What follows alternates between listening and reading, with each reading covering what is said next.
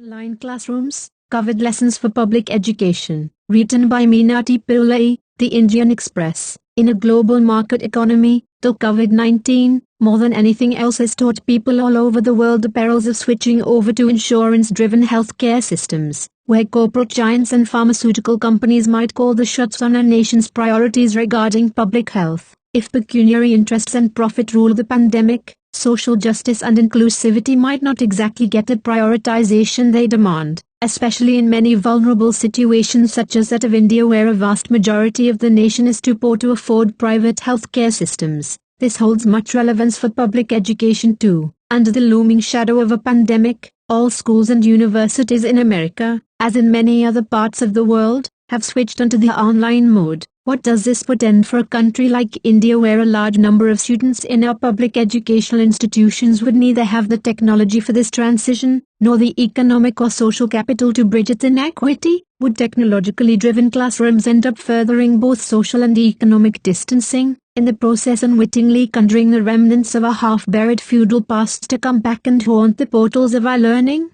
For example, how would the daughter of a idiot agricultural laborer from a remote village in Uttarakhand overcome this hurdle? How would the digital divide, exacerbated by class, caste, religion, gender, region, and rural-urban locations, complicate the availability, accessibility and affordability of our public education?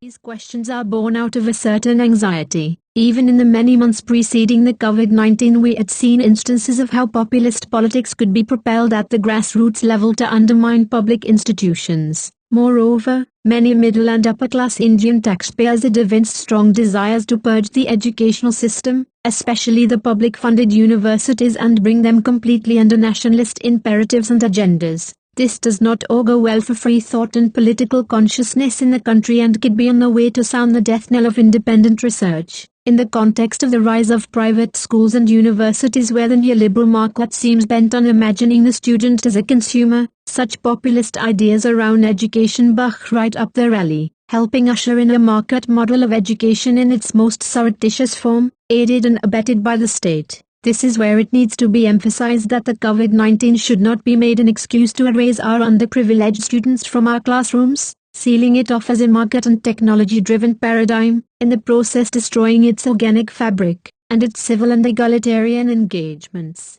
One can already see many private players advertising their new online courses and online vocational training programs along with e-payment links, peddling the idea of publicly accessible education for everyone, ironically enough over platforms and budgets that are not necessarily accessible for all. Once the teaching modules are recorded, such universities could run these courses for many years to come without even the need for teachers. The teacher will thus slowly become an expendable commodity, to be paid once for the recording and then conveniently dispensed off with after signing off the intellectual property rights. At another level, how would an online classroom ensure the privacy of both the teacher and the student? The classroom ideally should be a safe space for critical thinking, rational debate and difficult dialogue. In a world where we know that no knowledge can be neutral or apolitical, online platforms can bring in surveillances that could rip apart the balance of creative and critical pedagogies which make teaching and learning proactive engagements with social justice and democratic values.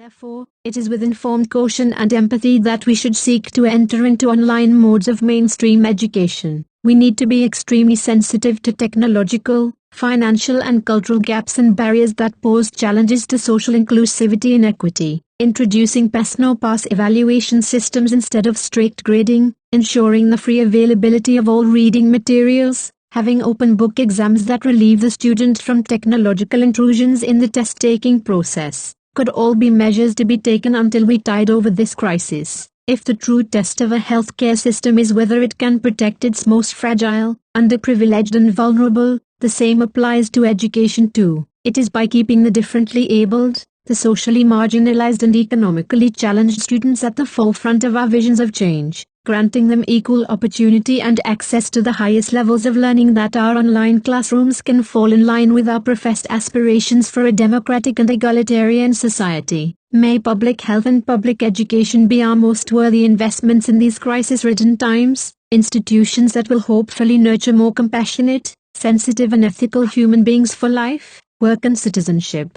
About writer, Dr. Meena T Pillai,